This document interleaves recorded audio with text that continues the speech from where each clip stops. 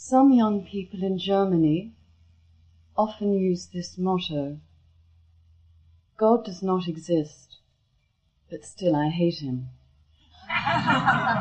Please comment.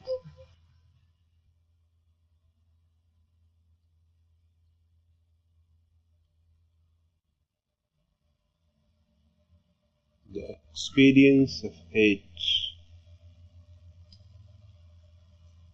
is not very far away from love. It is love is standing on its head.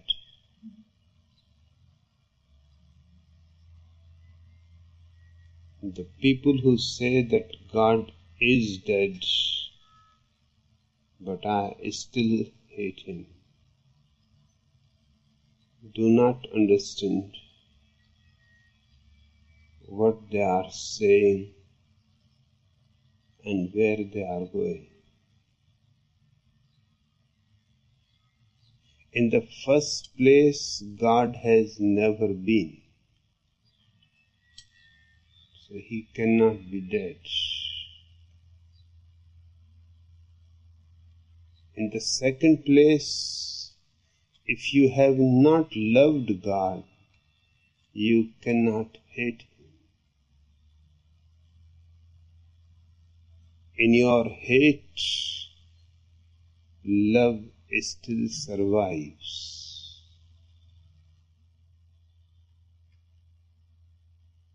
Can reassert itself. And love reasserts out of hate,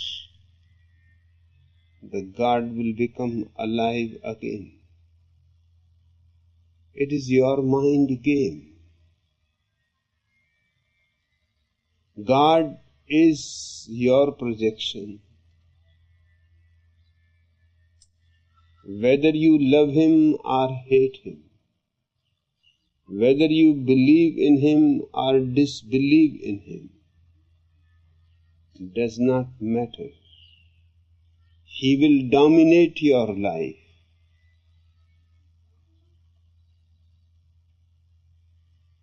Through love, he will dominate your life. Through hate, perhaps more.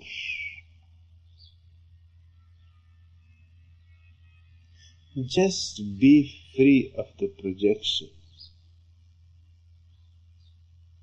When you are free of the projection, the fiction, the lie, you do not love, you do not hate. All those emotions disappear together. It is, for example, you commit a mistake in calculation. 2 plus 2, you make 5.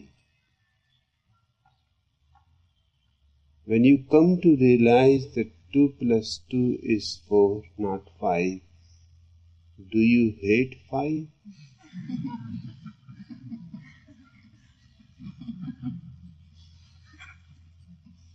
It was simply a mistake.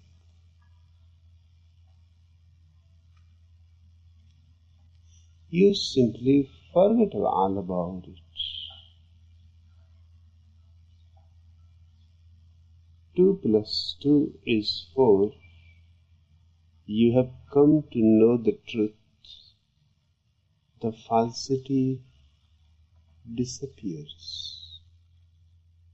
And all relationship with falsity makes it real.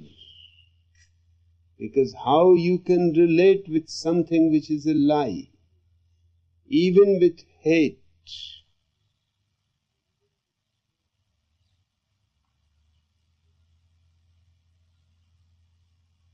I have been asked a similar question once. Do you hate God? I said, no, I do not even hate him. The question of love does not arise. I do not even hate him. Because there is nobody to love or hate. First you have to create somebody. And then you can go on playing the game.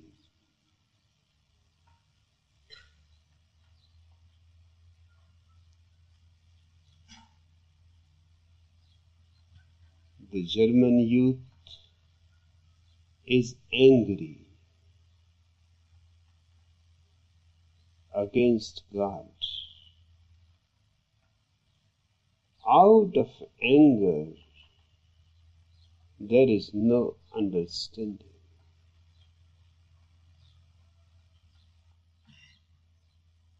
There is statement that there is no God, but I still hate him.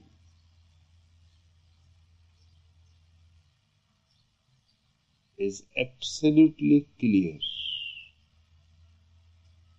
The second part is their reality. They are denying God because they hate him. But this is the paradox. You cannot hate somebody who does not exist. They are simply in a reactionary mood.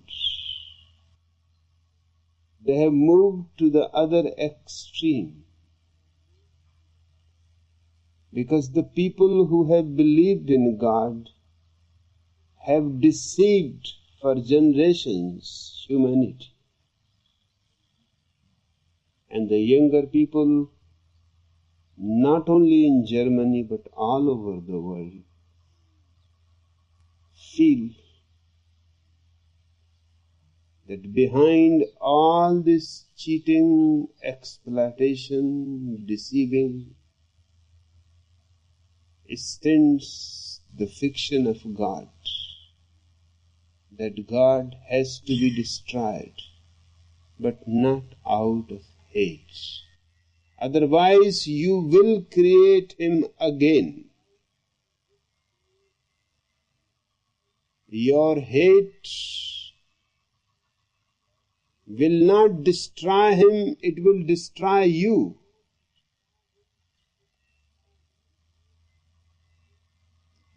This is something very important to understand.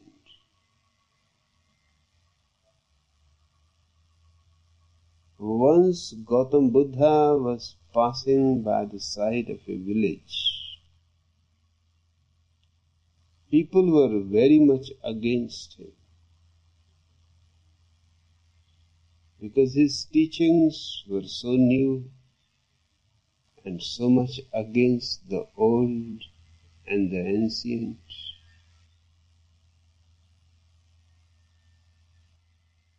They surrounded him, abused him, used 4-letter words against him. He listened silently, and finally he said, I have to reach another village in time. If whatever you wanted to say you have finished, I can go. Or if something is still left when I am coming back, I will stop here again. And you can finish whatever you want to say. Somebody asks from the people, don't you want to say anything to us? Buddha said no. Because your anger, your hatred will give you enough punishment. When you are angry, you are punishing yourself. You are burning. You are destroying your heart and its higher qualities. When you are full of hate, it may be towards God. Remember one thing, if you are too full of hate towards God, you cannot love anybody else.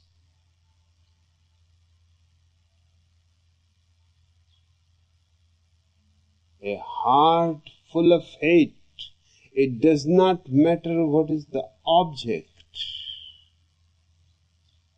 becomes poisonous, forgets the language of love.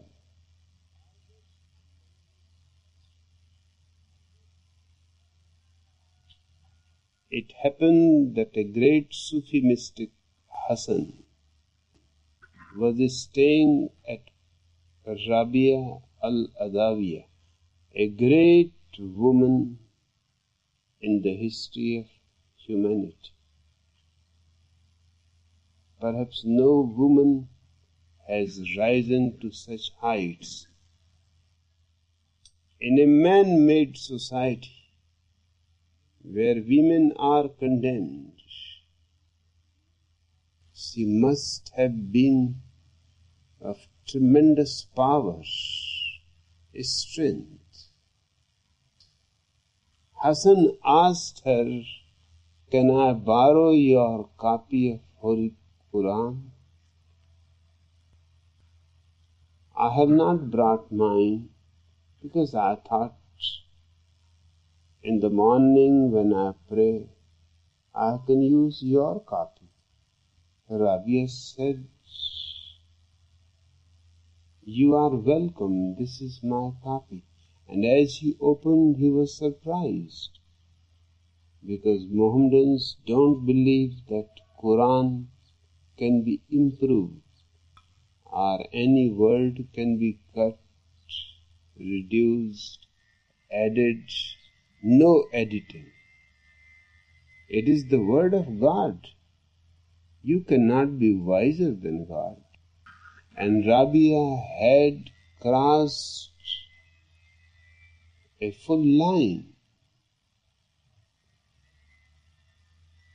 Hassan could not think that Rabia can do such a thing.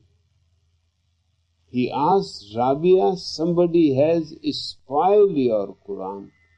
It has lost its sacredness." Rabia said, "Nobody can touch my Quran. And it is not spoiled. I have made it really sacred.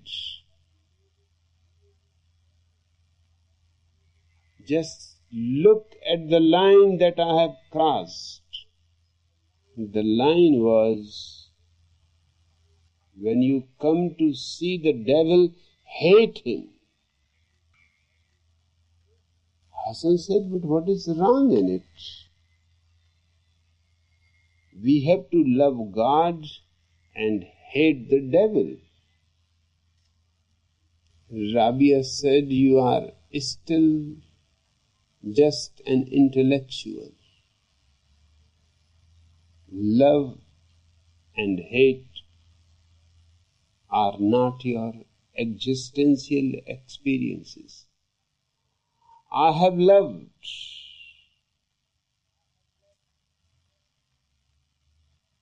And my heart is full of love. Now, if the devil comes in front of me, I cannot hate him. From where I will get hate? I can only love him. That's all that I can say."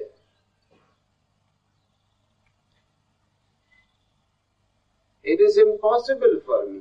And if it is impossible for me, the sentence in the Quran is wrong. It is against my existential experience. If you are full of love, hate becomes impossible. The youth around the world is angry, full of hate.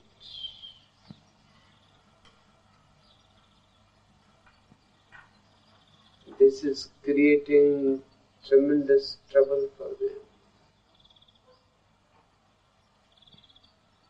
They are hating those things which have tortured men. But they are forgetting that by hating them, you are poisoning yourself. I am not saying love them. I am simply saying there is no need to have any emotional relationship with things which are simply lies. God, devil, simply lies, inventions of man's mind and his fear.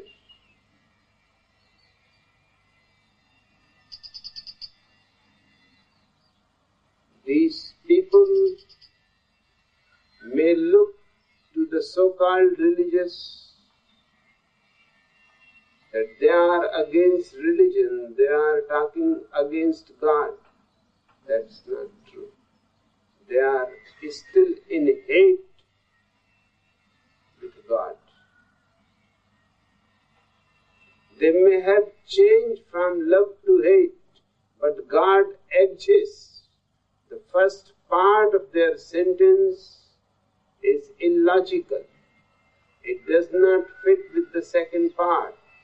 And the first part is only intellectual and the second part is emotional. The first part is only in the head and the second part is in the heart. And whenever it is a question of choice, head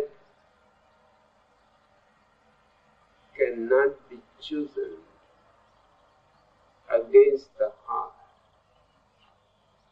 The heart is your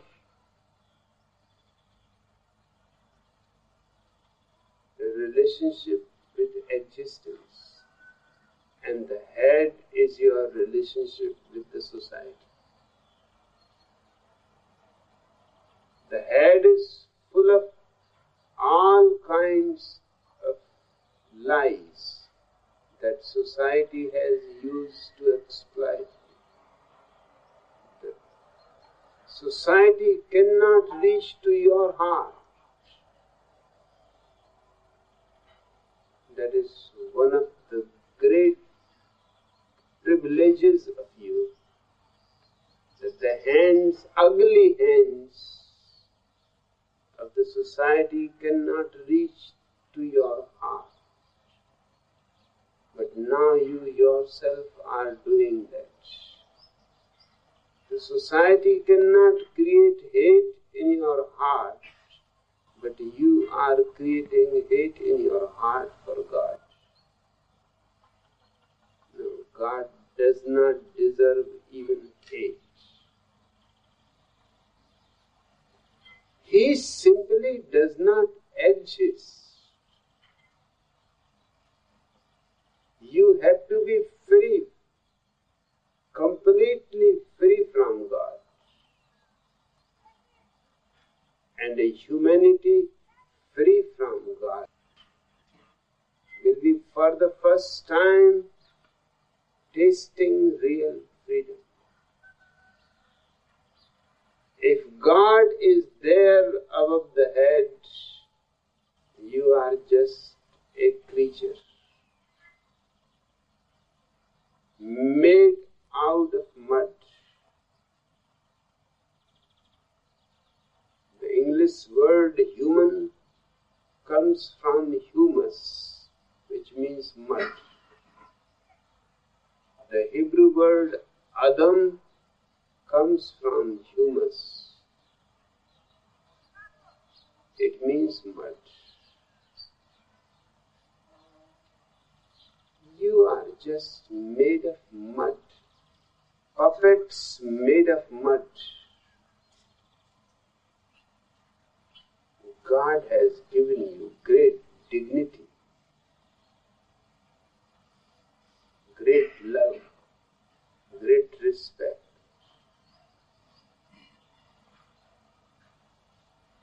And the people who have been preaching this God to you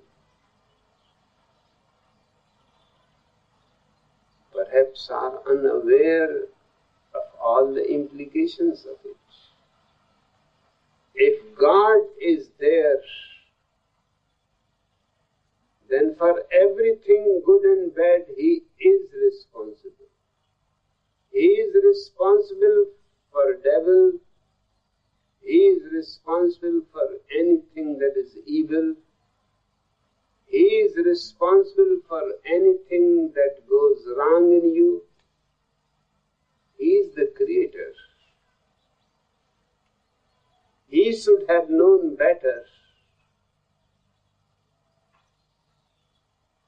If God is there, then there is only one criminal, one sinner. And you are all absolutely innocent. You are puppets. Puppets cannot commit sin. And if God can create you, any moment He can destroy you. Your existence is not sure. Don't take it for granted. And the God is whimsical. Because for eternity He never created. Only 6,000 years before He suddenly created this whole existence. And for the whole eternity what He was doing? Playing cards alone?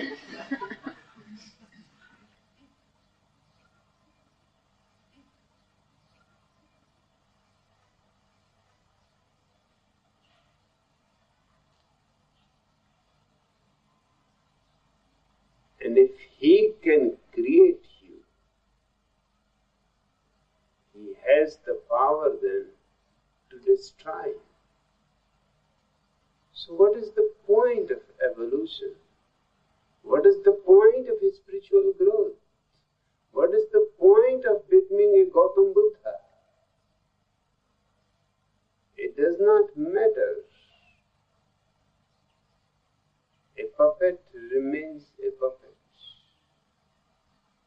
It may be Zorba or it may be Gautam Buddha. Whatever the puppeteer wants, the puppet does.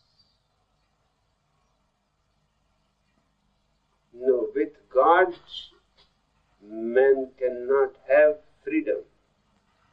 And man cannot have responsibility.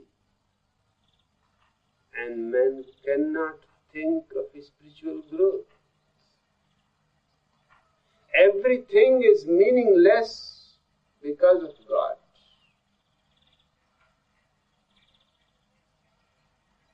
Everything loses all joy because you are puppets and strings are not in your own hands. Somebody else pulls your strings and you dance.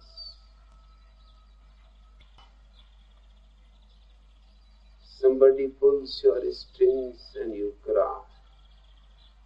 Neither the tears are yours, nor the smiles are yours. What is yours? You don't have a soul.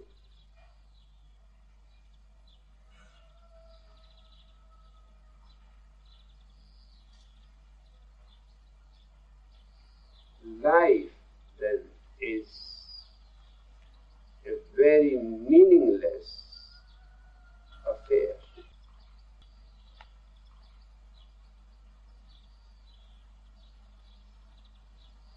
But without God, the whole responsibility comes upon you. Then you are a free agent, independent. And you have been here forever in different forms. And you will be here forever in different forms. Nobody can destroy you. because nobody has created. You don't have a beginning, you can't have an end. Freedom from God is the greatest freedom that man needs. And freedom from God is freedom from many other things. Freedom from the priesthood, freedom from your bogus theologians,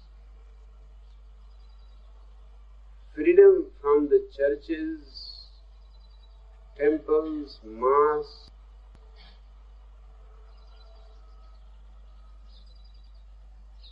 It will bring a great relief to you.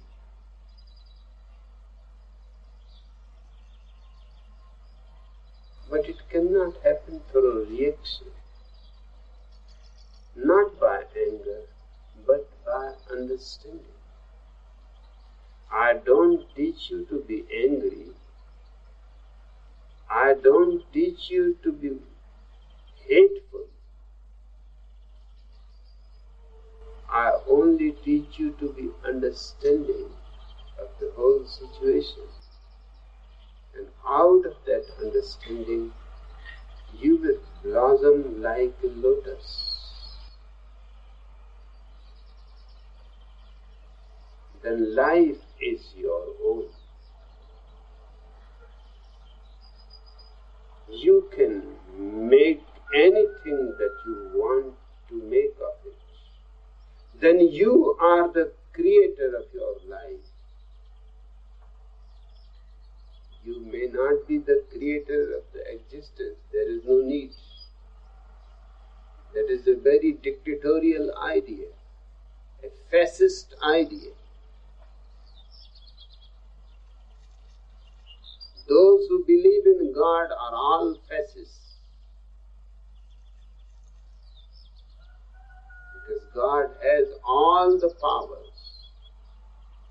It is not democratic. You have never chosen it.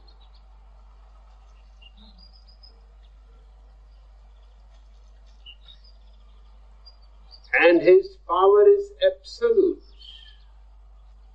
over your life, over your death.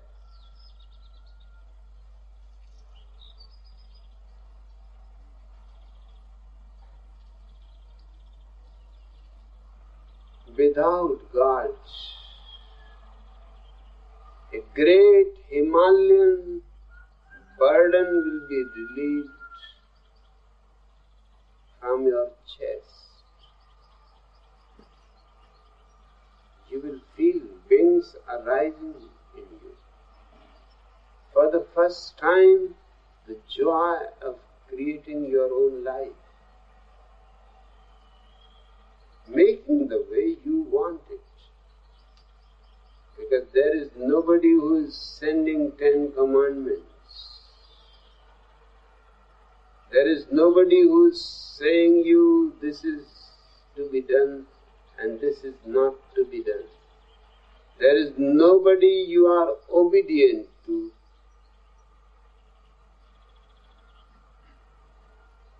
Freedom from God will bring a strange thing. There will be no theist, there will be no atheist. Because the atheist is simply a reaction of the theist. For the first time, humanity can be one.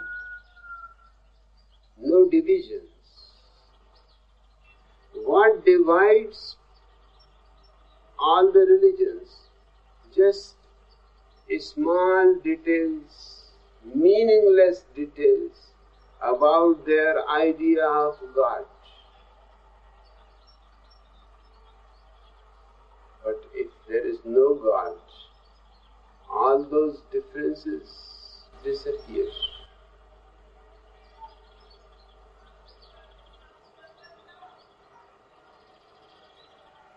Then man can come closer to man,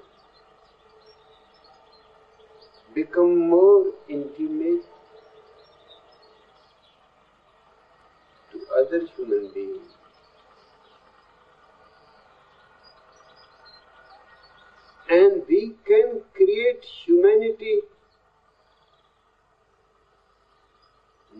not in somebody else's image.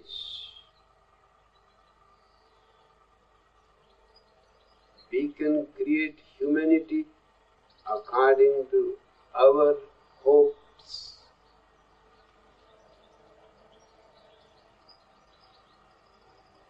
According to our desires.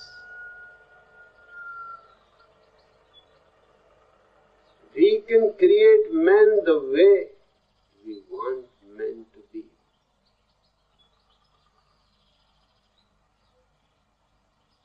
God absent, man becomes a creator.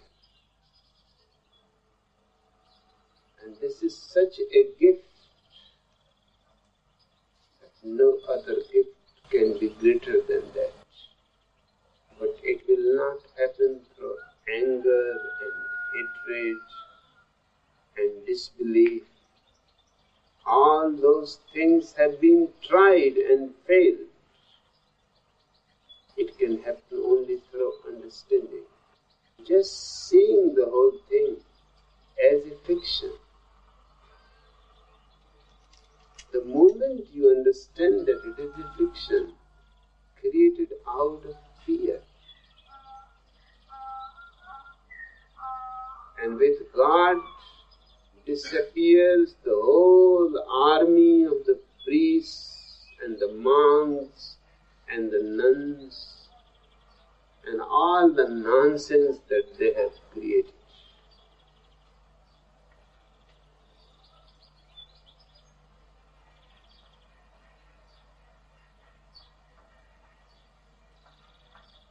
I was in Nepal just before I came here.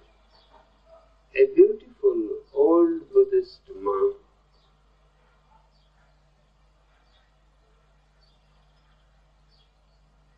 The head of all the Buddhist monks in Nepal, equivalent to a pope.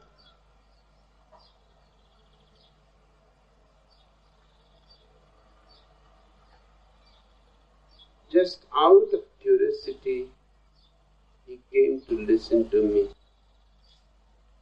and then he continues to come. But how conditioning cripples people.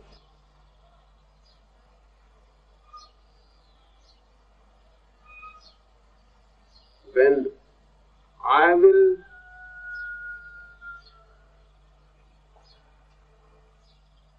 welcome everybody with folded hands,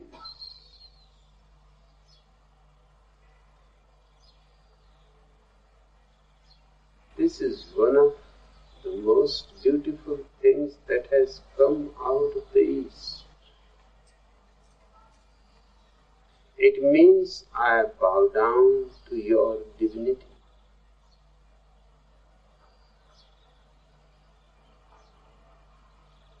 Whoever you are,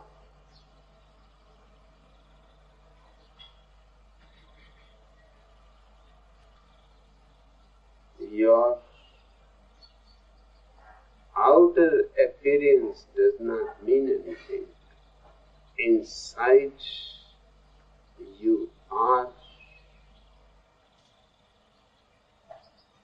an eternal divine being.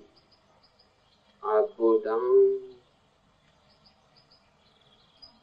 with folded hands. And why with folded hands? That also has a philosophical significance.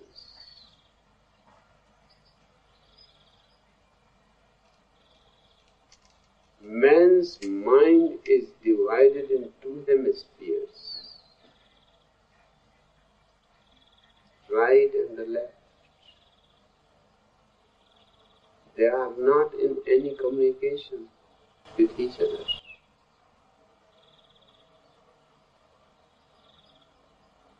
They don't know that the other exists. One is verbal, linguistic, the other is non-verbal, active. And the hands are the extensions of the mind. right hand is connected with the left mind. This is the active part.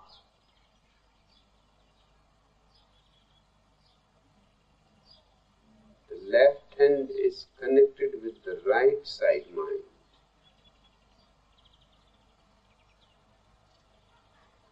Putting these both hands together means with my wholeness, with my totality, with my man and with my woman, with my mind and with my heart, I bow down to your divinity. There are many ways of welcoming people, but I don't think there is any other way which is better, which has some spiritual significance.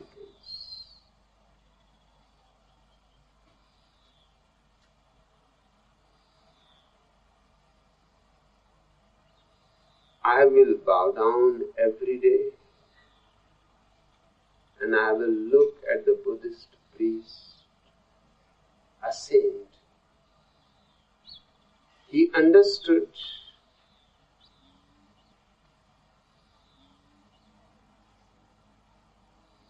he loved me more and more. He listened to me. He was going around Kathmandu, meeting the ministers and the chief minister and others, that they should come at least once to listen before they make any decision.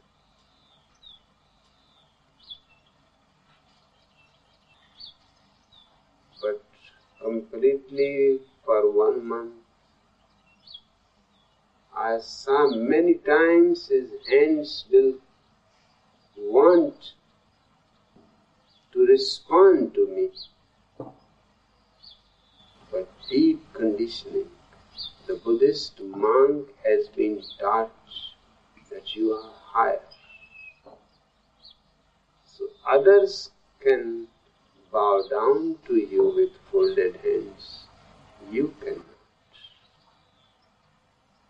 You can only bless them with your one hand raised. Now he was in a difficulty. He could not bless me. That will look awkward. He could not bow down to me with folded hands, because that goes against his conditioning.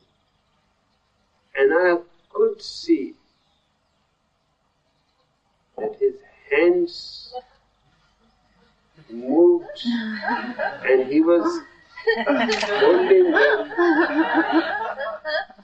He wanted, must have been afraid. He was the head of the whole order of Buddhist monks in Nepal. If somebody comes to know,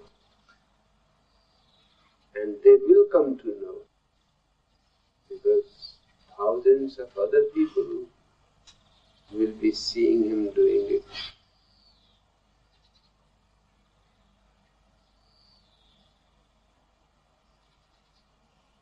The Jaina monks cannot do that. They can only bless you. The Hindu monks cannot do that. They can only bless you. They are higher beings.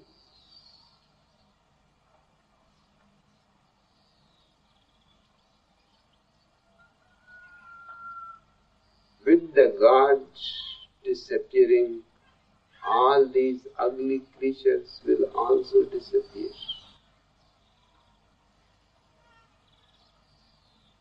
Their whole support, their whole nourishment is the fiction of God.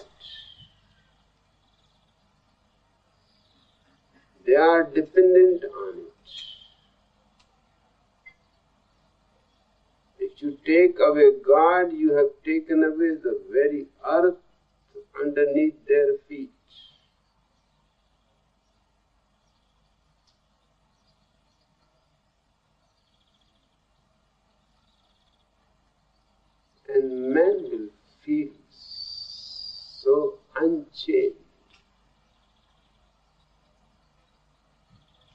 for the first time to be himself.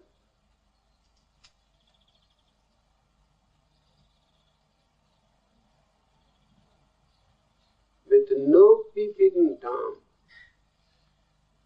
God is a peeping Tom. In theological terms, he is called omnipresent. He is everywhere present. Even in your bathroom, be aware.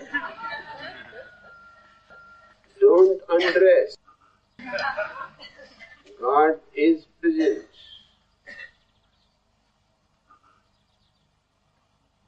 I have heard about a nun who never used to take her clothes off, even while taking bath. Other nuns ask that this is a strange kind of behavior. And the doors are closed, why don't you take your clothes off? She said, it is simple. God is present everywhere. Closing the door or not closing the door does not make any difference.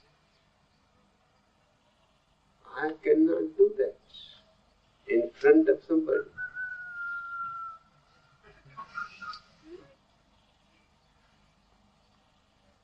The theological term omnipresent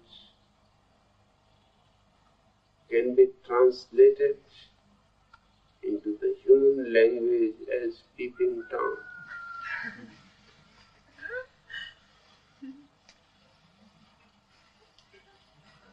And not a very gentle man either. Because this guy was the representation. This guy was the responsible person who made the poor Mary, a virgin girl, pregnant. It is dangerous too. Peeping Toms are not dangerous. They only peep through the keyholes. What they can do from the keyholes.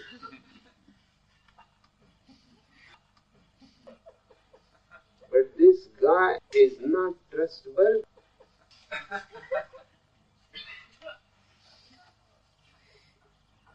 Poor Mary.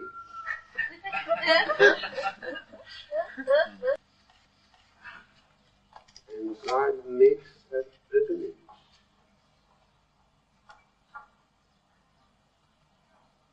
And if Jesus had any guts, he should have been against this God.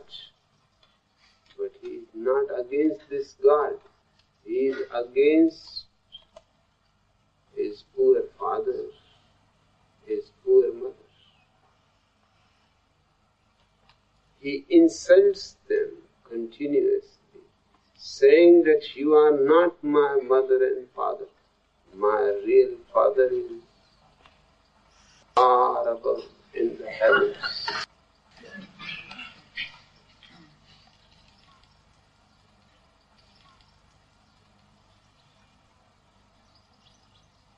And just the other day I saw papers.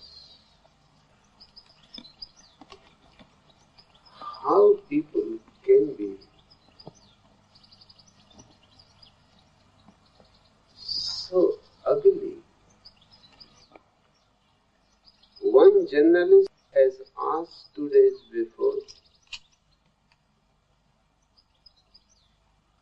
what I have to say about a pop singer, Madonna. And I said exactly what I feel about him. I said, I hate him.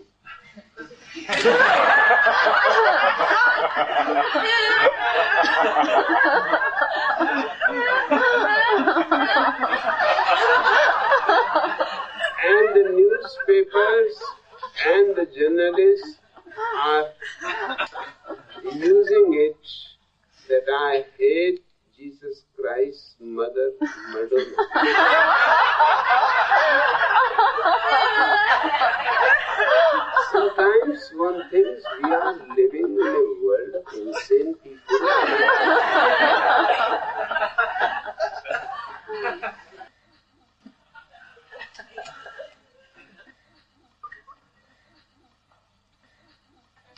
why should I hate poor Mary? I should hate the man who made her pregnant.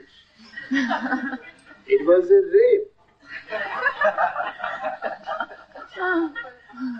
And I feel sorry for poor Joseph.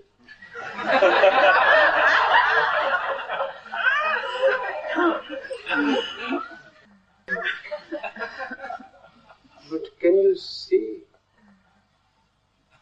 how people are cunning? They ask me a question and then they distort it. One could not have imagined that this distortion will come out in papers, that I hate Jesus' mother Madonna. Why should I hate her?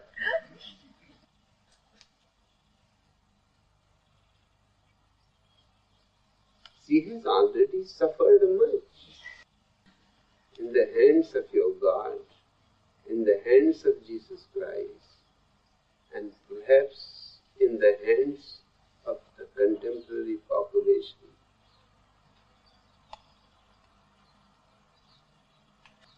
Christians may not say it, but the contemporary people could not have believed that God has made her pregnant. It must be some stupid guy around.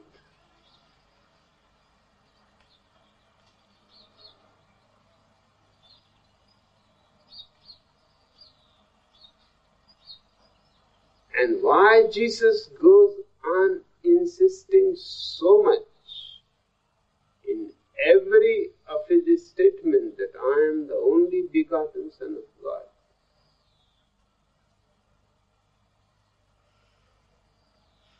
Some psychoanalysis is needed. It seems he is afraid if he does not insist it, then he is a bastard. He has to insist it, that he is the only begotten Son of God. And he never says a single word of respect about his poor father, Joseph. And the whole Christianity has forgotten about Joseph.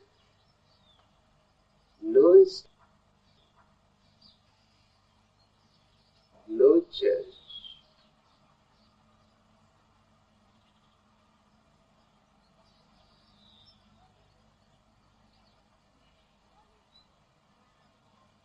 and this woman must have suffered condemnation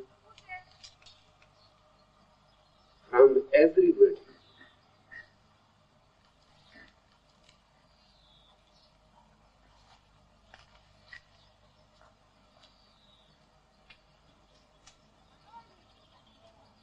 Nobody can believe. I know a case. One of my friends, a doctor, told me that one woman came to him.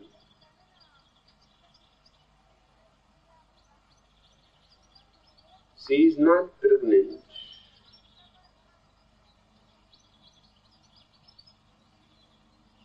But her period has stopped.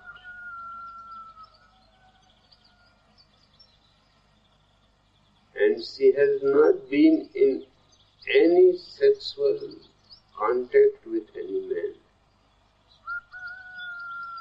So now she thinks God has made her pregnant.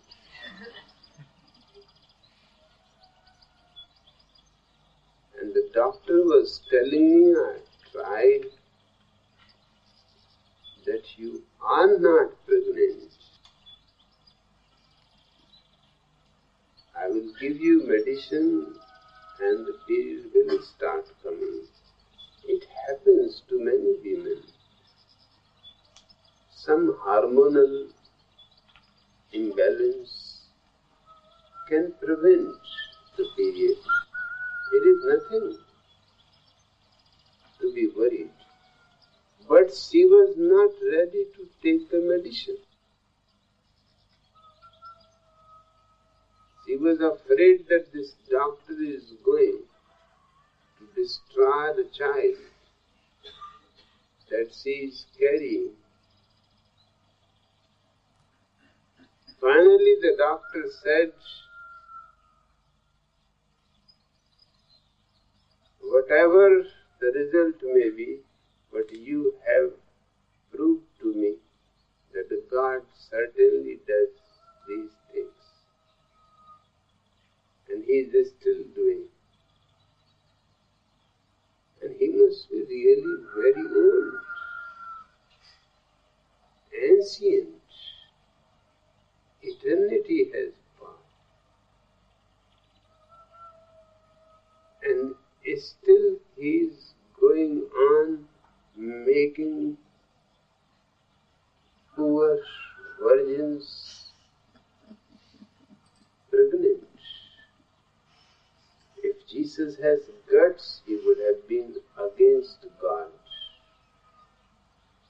He would have been in favor of His father Joseph, because the man never condemned Mary. He could have thrown her out. In those days, that was the tradition. Your wife having fun with somebody else. It was intolerable. But Joseph never said anything to Mary. He never said anything to Jesus. All that we know is that Jesus continuously made indignified comments. But what I have to do with Mary? I had no idea that you call Mary Madonna. Otherwise, I would have been cautious and made it clear. But it is a pop singer that I am talking about. And today's music, singing, is almost insane.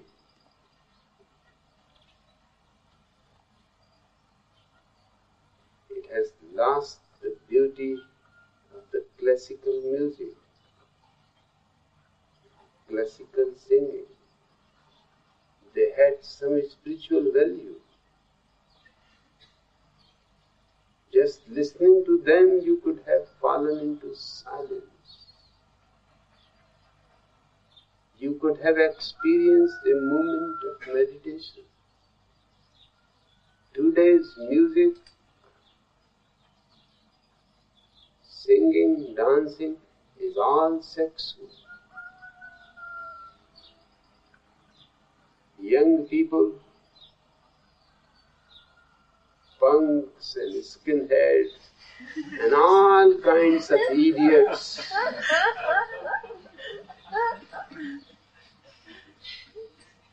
become fans of these people because they are bigger idiots than them.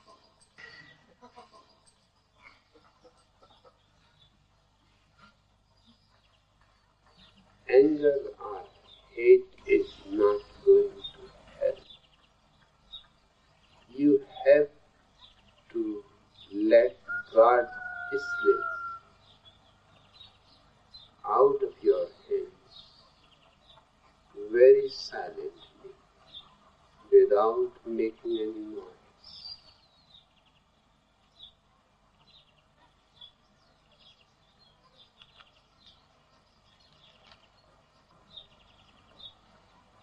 What do you think about the sentence, without utopias, nothing is going to get better? Is it bullshit? it is not.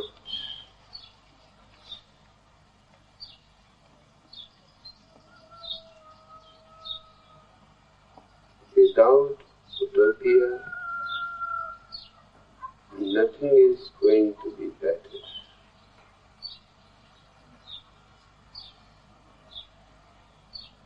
It's a fundamental truth. Utopia simply means that we are not satisfied with the society we are living in. That we are utterly frustrated with the structure that has been imposed upon us. That there is tremendous discontent about everything.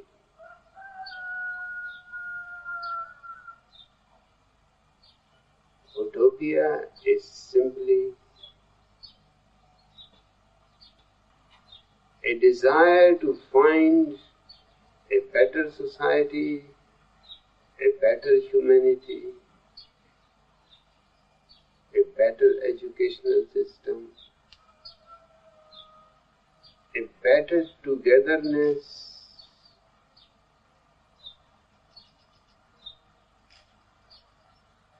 a better state of relationship between men and women, between parents and children. Utopia is simply a disgust with the status quo.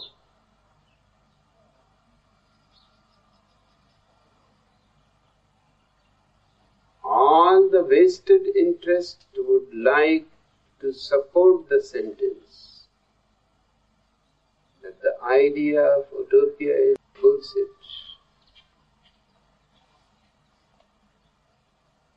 Because they would like you just to be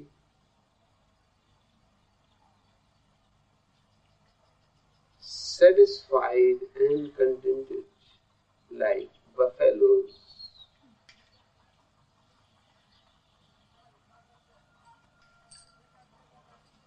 Eating grass.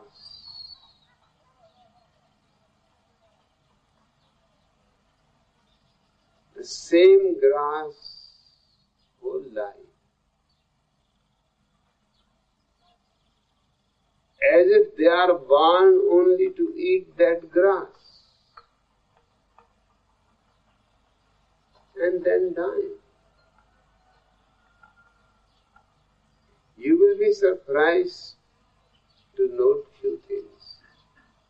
Have you seen animals making love? Then you must have noted that they don't seem happy while they are making love.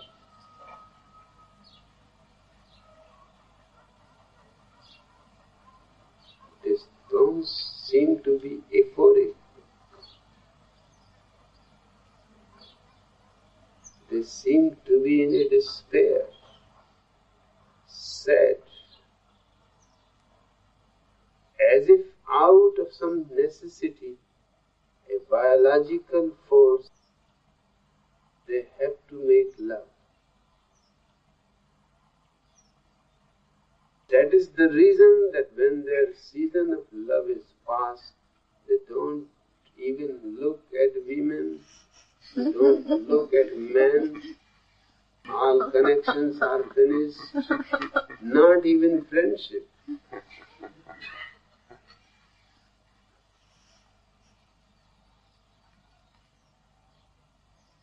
Their love is something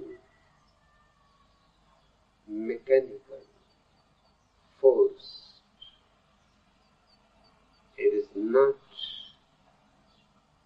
a joy, a pleasure. So for what they are living? Just eating grass.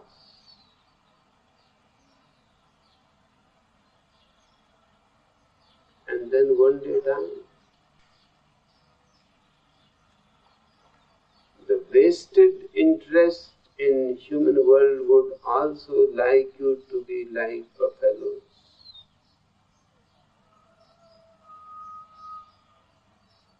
Remain satisfied in your poverty. Remain satisfied in your sickness. Remain satisfied in your death. Remain satisfied in your misery, suffering, anguish. There should be no trouble, no revolt, no effort to make things better. So they can go on exploiting you without any hindrance, without even feeling the guilt that they are exploiting you. And there are all kinds of parasites. The priests are there, the politicians are there.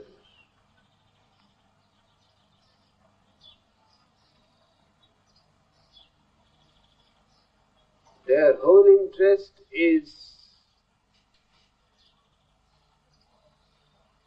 that you remain in a state of coma. You remain in a state of sleepwalking. Just sleepy and dozy, somehow doing the work, but never bothering that things can be better. And they have convinced for thousands of years people that this is how life is. Nothing more is possible.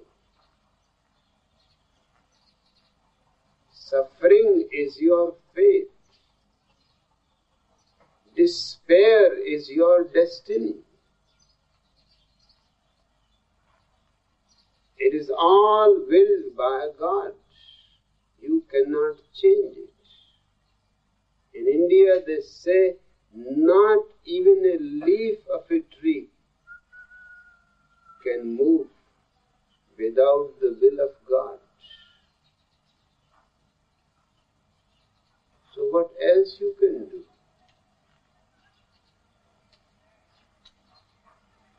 It is not a coincidence that for 10,000 years India has never seen any revolution.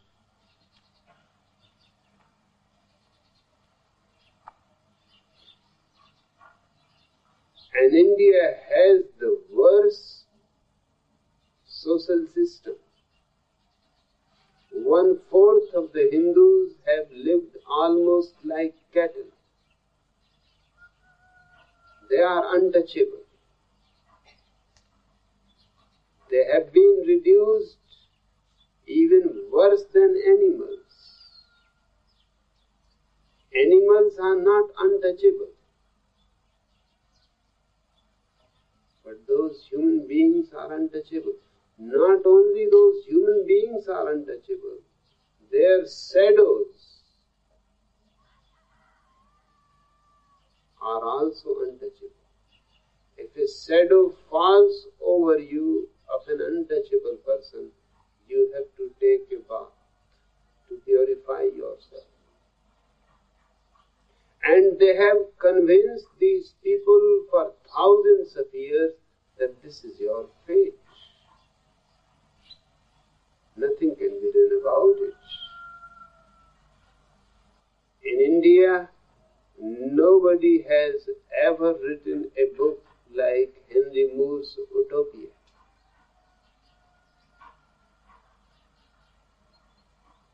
Not that Indians have not written. They have written perhaps the most significant and voluminous literature, but not a single book which gives hope of some kind, a possibility of change, a revolution. No, these words are not used at all.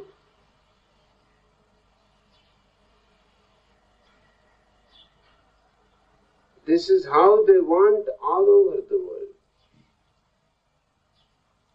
So whoever has said that utopia, the very idea of utopia is bullshit, is himself bullshitting.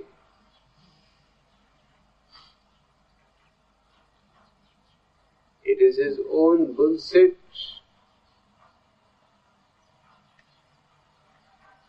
Utopia is certainly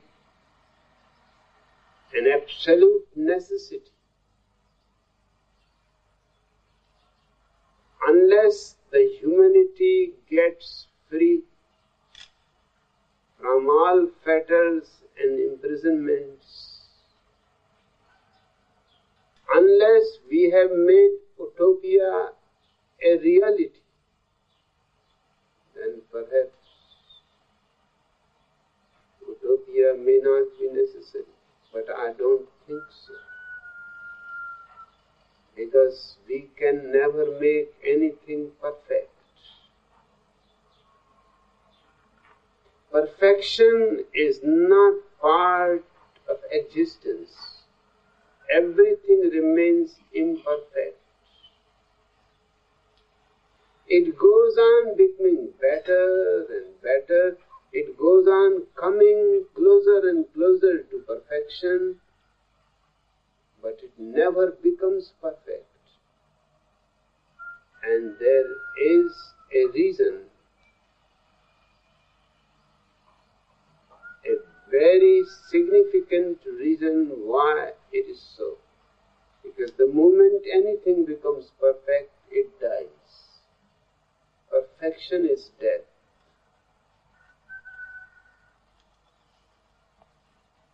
The vice versa is not true. I am not saying that death is perfection. Otherwise, everybody who dies will become perfect.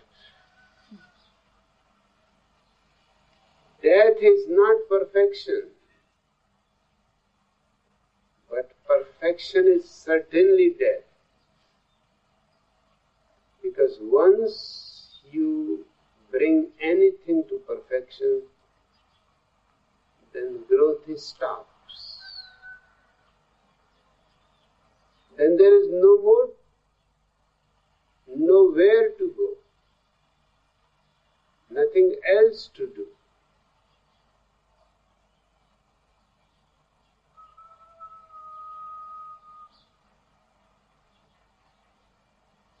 And human energy needs a constant flow to remain alive. It is like a river, not like a pond. It needs to go on flowing, changing in different plains and mountains, until it reaches to the ocean. A pond simply goes nowhere. That's how the vested interests want the society to be, a pond which goes nowhere, which simply evaporates and dies and leaves dirty mud behind.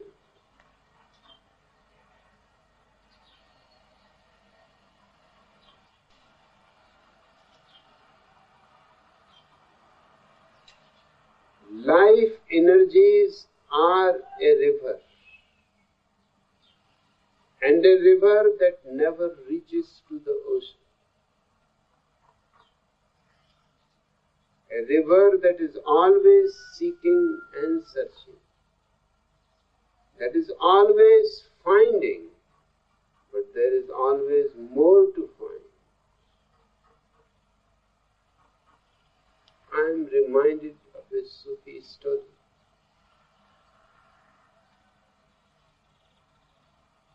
A woodcutter, very old, without any family, the wife has died and he had no children. But just to feed himself in his old age, he must be 80. He had to work hard to go to the forest, cut wood, sell wood, and at the most what he got was enough for him to survive. But every day he used to pass in the forest a Sufi mystic sitting under a tree. And just as it is Eastern tradition, he will touch the feet of the mystic, take his blessings, and go on for his work. The mystic started feeling sad for the man. One day he said, "You are a strange man. You don't have any curiosity. Because just if you go a little more deeper in the forest, you can find a copper mine. And just one day's work will be enough for 7 days' food. Right now, every day you have to work. Even I have started feeling sadness for you. You just go a little ahead." The man was reluctant because he knew the forest. But who knows, perhaps the mystic is right because he has also been in the forest. As long as he can remember, the mystic was under the tree. Just to give a try, not being certain that it is going to happen, but he found a copper mine. He collected enough copper, and that was really sufficient for 1 week. And he rested, and after 1 week when he came, he was looking a little better, healthier, a little younger. He touched the feet and said, "This time I am touching the feet not just traditionally. I am really grateful." The mystic said, "So soon?"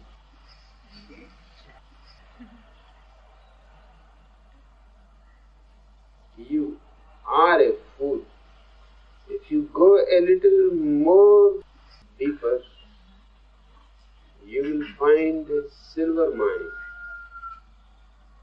1 day's work will be enough for 1 month.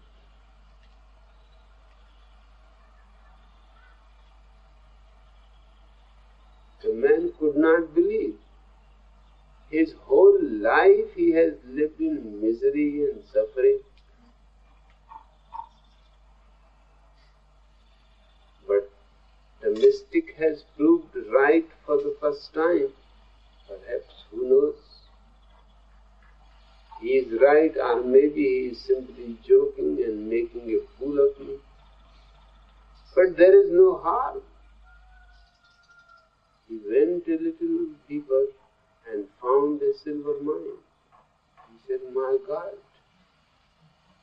the whole life I was wasting cutting wood. hard work, then selling it is hard. There are so many woodcutters, much competition. He gathered silver, and it was really enough for 1 month. And he lived luxuriously and comfortably. And after 1 month he came and just fell on the feet of the mystic and said, I am truly grateful and I am sorry that there were moments when I doubted.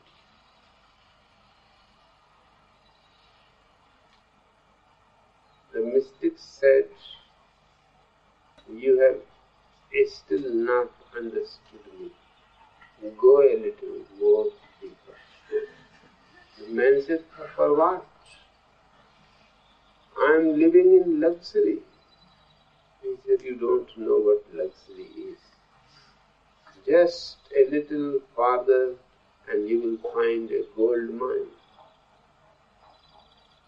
It was beyond the conception of the woodcutter to have a gold mine. But he went. Now there was no doubt. This man certainly knows. And he found the gold. And the mystic said, this will be enough for 1 year.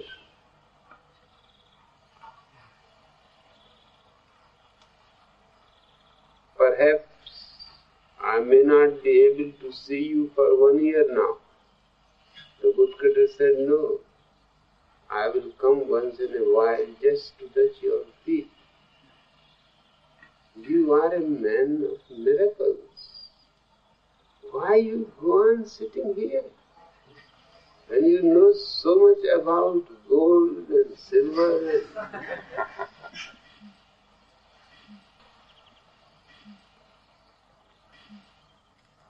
the next time he came to the mystic, he was looking a totally different man. Beautiful clothes, beautiful shoes. And he has certainly become younger, healthier. He has gained weight. Otherwise he was just a skeleton. It took a little time for the mystic to recognize him, that this is the old woodcutter. He said, so things are going well? He said, they are going tremendously well. But I just remembered last night, perhaps there is something more beyond it. The mystic said, no, finally I have been able to reach to your heart. Now you have hope. Now you have a promising future. Yes, there is something more beyond it, a diamond mine. The woodcutter said, my God, why did not you say it in the first place? Why should I waste my time with copper and silver and gold? The mystic said, you would not have believed. You would not have trusted. You would not have gone if I had told you about diamonds. I had to lead you slowly. Now you have come on your own to ask me, and this is a good sign. You are no more satisfied, contented, although you are living more luxuriously than anybody else. He said, that's true. I will give it a try. He went and found diamonds. When he was coming back, this was for the first time that coming back he also went to the mystic to touch his feet and said that now perhaps I may not be coming at all. These diamonds are enough for my whole life. That's why I have come to touch your feet. Mystic said, but there is something more beyond it.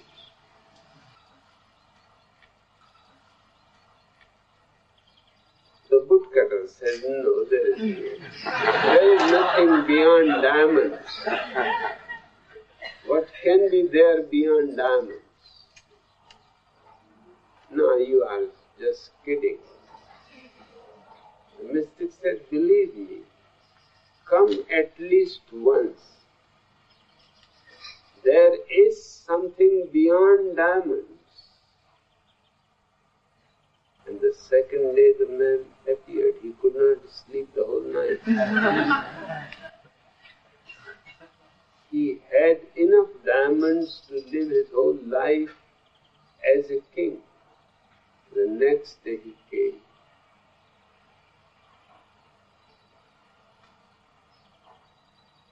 The mystic was sitting with closed eyes.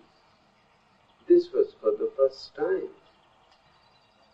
He touched his feet, but the mystic was simply as if a statue. He didn't move, he didn't receive his gratitude. He shook the mystic. He said, what has happened? You were going to show me something is beyond. He said, that's what I am showing you. Beyond the diamonds is your own being. Just a little more.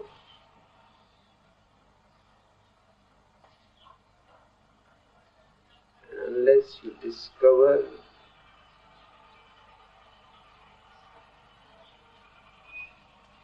the mine of your own being, you have not found anything.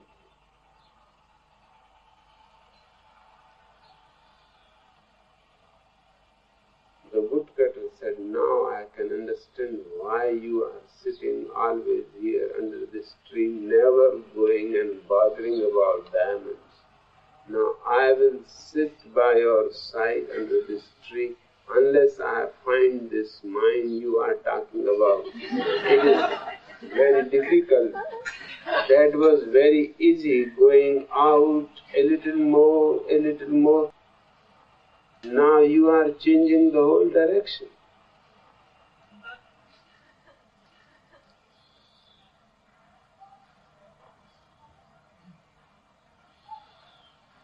Sitting silently in the forest, the mystic in his presence, soaking his presence, his silence, his loving.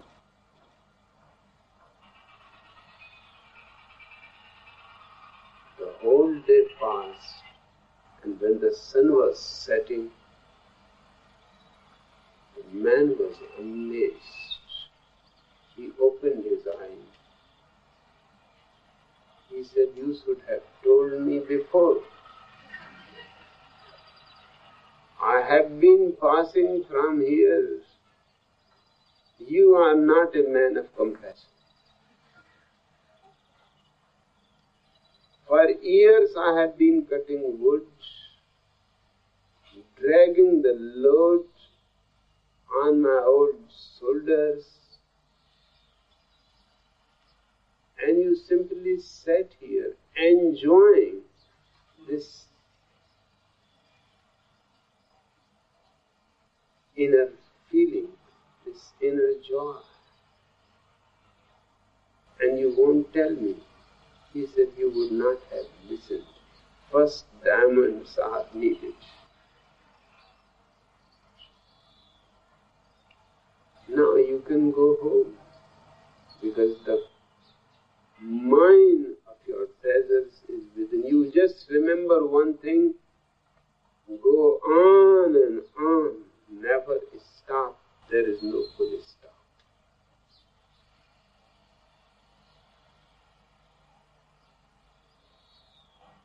Because every full stop is a death.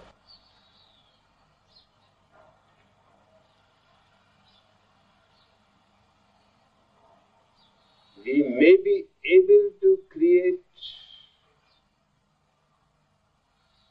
something better than all the utopians of the world have dreamt about.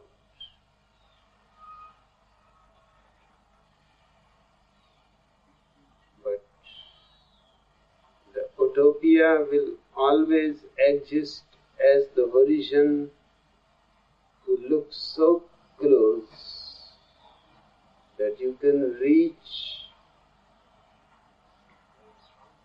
just now within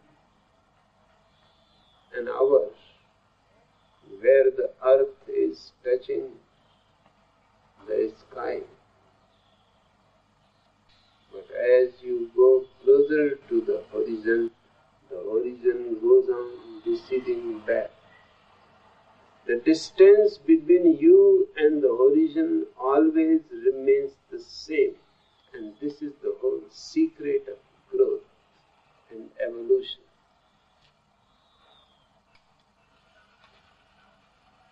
Miracles are possible, but no miracle is going to be perfection.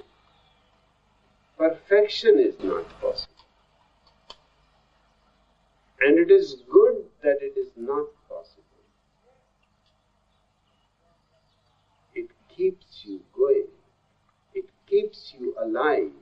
It keeps you flowing.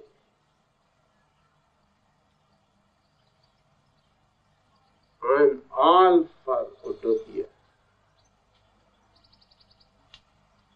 And I know that the ideas about utopia will change. Whatever we would have achieved will not be part of utopia, but something else will become part of it.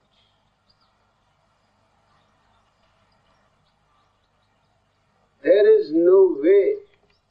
Man's evolution is multidimensional. His consciousness can grow to infinity, and it should grow to infinity.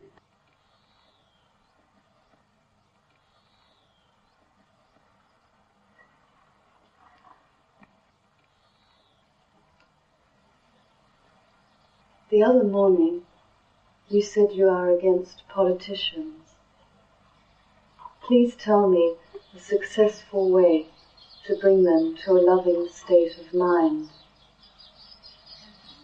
Also, please tell me the possibilities of the most creative way to live and to get better very fast.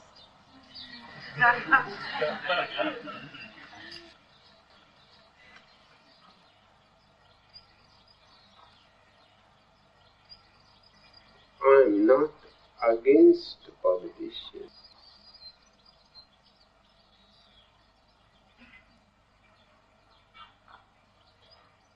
I am against the disease they are suffering from. The disease of inferiority complex.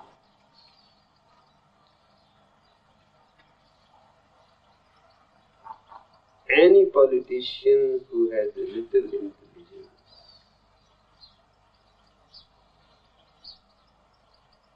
can change the whole scene.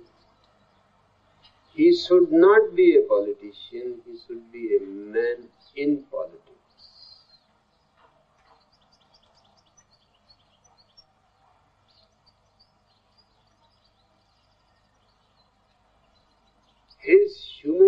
should not be overpowered by politics. Politics should be just like plumbing, a profession. You should do it as expertly as possible.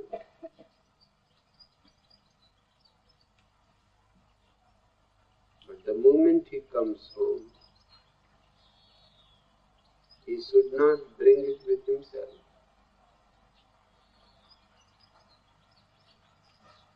I used to stay in Calcutta in the house of the Chief Justice of the Supreme Court.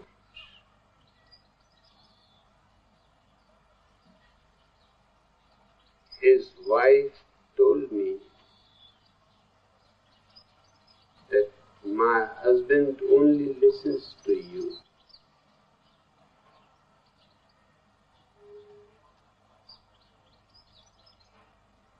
Just tell him that at least in the house he should not be the Chief Justice of the Supreme Court.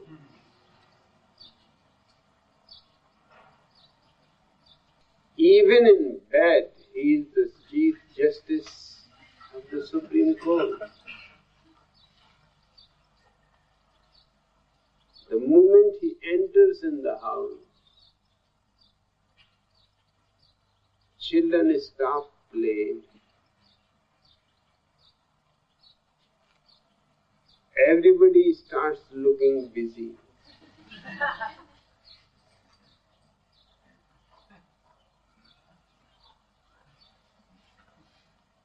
The moment he leaves the house, it feels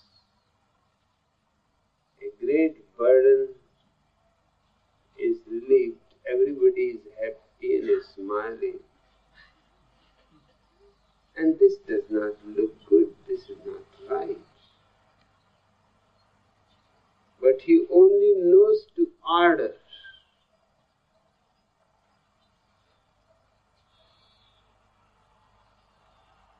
Obedience. That night I talked to the Chief Justice that you have forgotten that you are a man too. You have forgotten that you love a woman. A Chief Justice has nothing to do with a woman. A Chief Justice has nothing to do with love.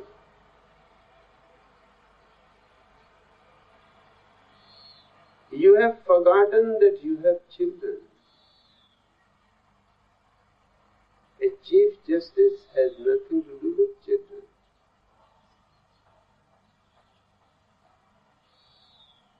Your being a Chief Justice is only a profession. But you have forgotten yourself.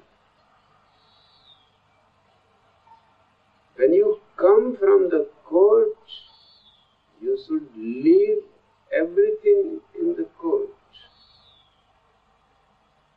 Come home as a human being.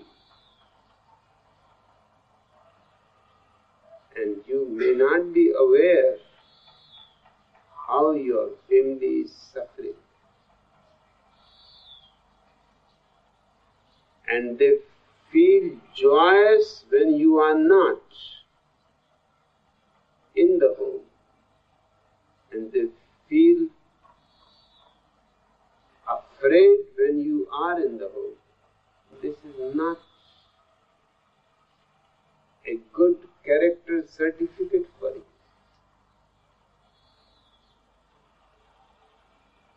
He said, but I never thought about it. And nobody told to me. Perhaps it is right. And that night he asked apology to the children, to the servants, to the wife, and said to them that from tomorrow you will find me just a man.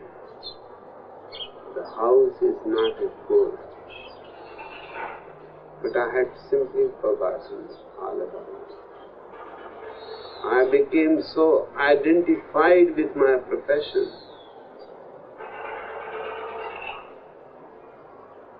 that I was lost into it. I tortured you all, and I have tortured myself too, because I was wondering why my children don't love me, why my wife does not love me, why everybody looks afraid. I was wondering what is the matter, that everything falls silent. People start, servants who were sitting idly or playing cards, just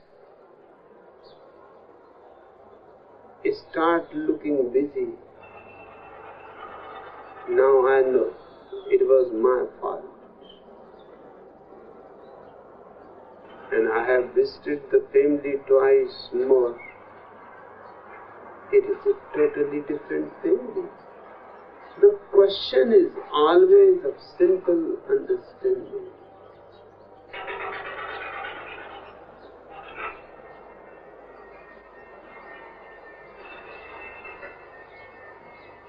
If you want to change the politicians,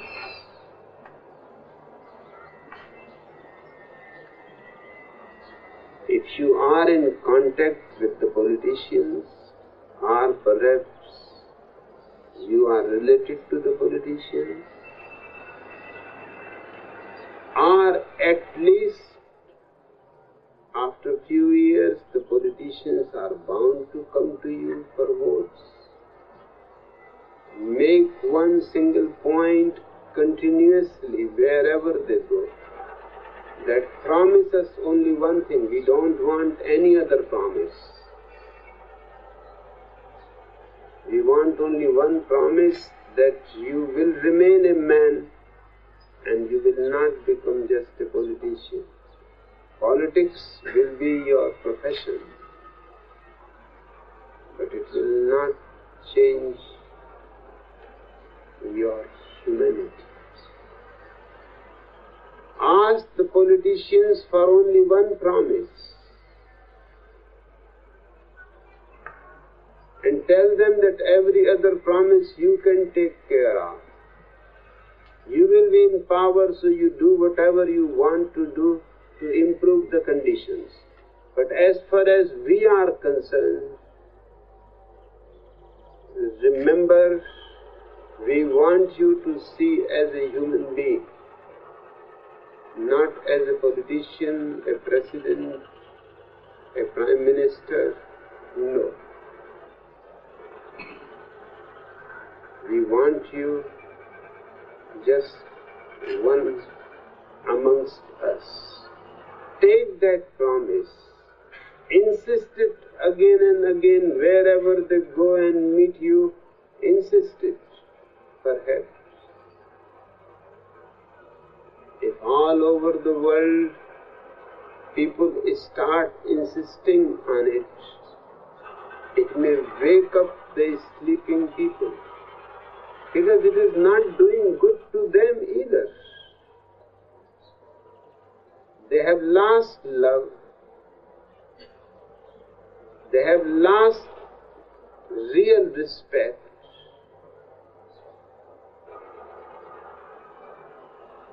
Once they are no more on the post, nobody cares about them. In fact, it is very difficult to find where your former presidents are. Do you know where Jimmy Carter is? And what the poor fellow is doing?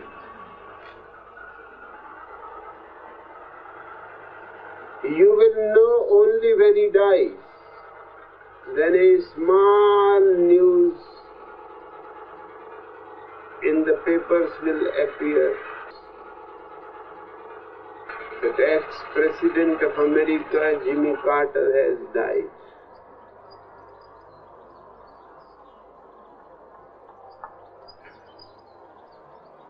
This will not happen if people on force and in power remain human. Their humanity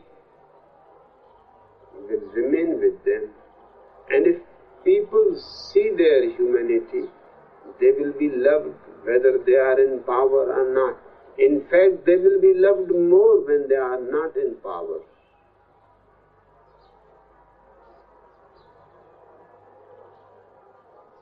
Just spread understanding. The way we want to educate the whole world, I want to spread understanding to the whole world about simple problems.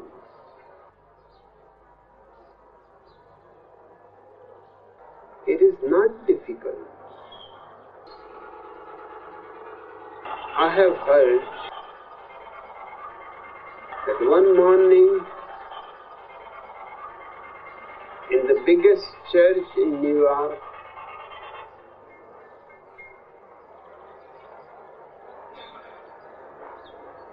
a hippie-looking fellow entered.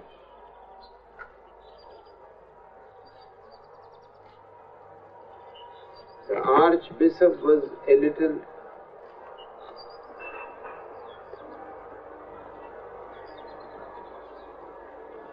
afraid because the hippie looked like Jesus.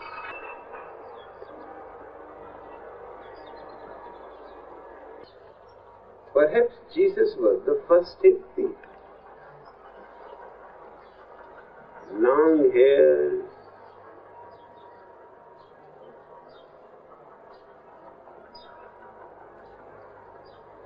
and the Archbishop asked the man, "Who are you?" He said, "You can't recognize me. And you are my Archbishop. You represent me. You seem to be stupid. I am Jesus Christ, the only begotten Son of God." And he looked almost like Jesus. The poor Archbishop could not figure out what to do. He had never thought in his life that he is going to meet Jesus Christ. He immediately phoned Rome to Pope the Polar and said, "A hippie-looking man is standing here in the church, and he says he is Jesus Christ." The Pope said, "My God, has he come really?" The bishop said, "You just tell me, what should I do?" And the Pope said, "Just look busy and inform the police before things get out of hand." Out of fear, people start looking busy.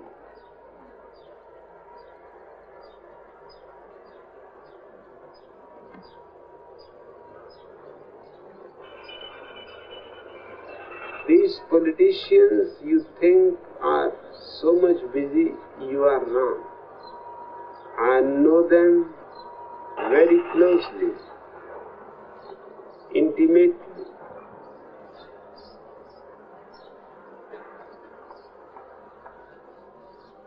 I was staying with one of the Prime Minister of India, Lal Bahadur Shastri. A phone came that somebody wants to see him urgently. He said, "But I am too busy. This week it is impossible." You inquire my secretary for the next week. I said to him that you are not busy.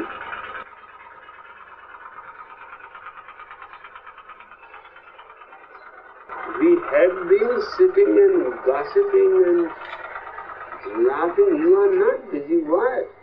You are saying that. He said, you don't understand politics.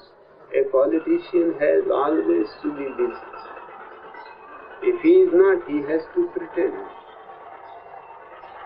It makes him look great. I said, it may be that I don't know political jargon, but to me it seems to be inhuman. You are not busy. You could have called the man. You could have talked with him. You should have been human. Why you should not be Prime Minister 24 hours?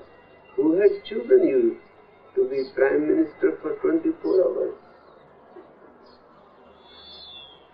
You are Prime Minister when you are in the office, here in the home. On Sunday, and you are not willing to meet someone who has come from far away. This is ugly. You phone him again. He said, you always talk strange things. I should phone him. I am Prime Minister. I should forget all that nonsense. You are Prime Minister because of these people. You are their servant. That's what you have been saying. And now your master wants to meet you. And the servant says he is busy. Take appointment from my secretary. After 1 week, I said, either you phone him or I am going to leave your house this very moment. And I am going to expose you to the public that you were not busy.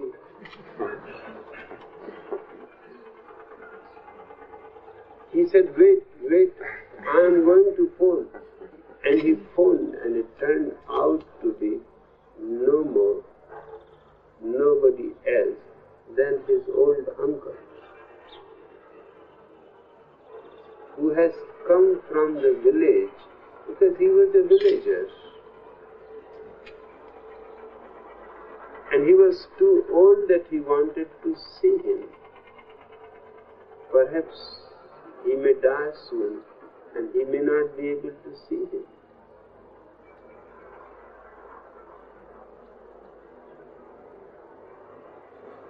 He asked apology to me. I said, not to me, ask apology to your uncle. The poor old man, he does not know to phone, so he told somebody else to phone. He has never used phone. And he was carrying just few clothes by his side. That was all that he had got. And he said, I have just come to see you. I will not waste your time. You are a busy man. But before I die, I wanted to see.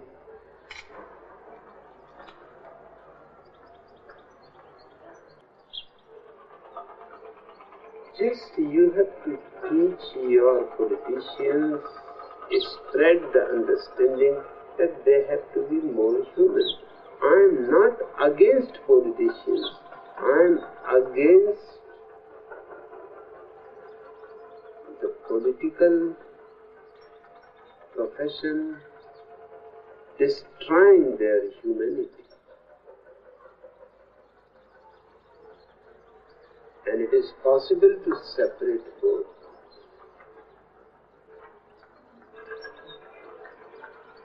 Then they can do better,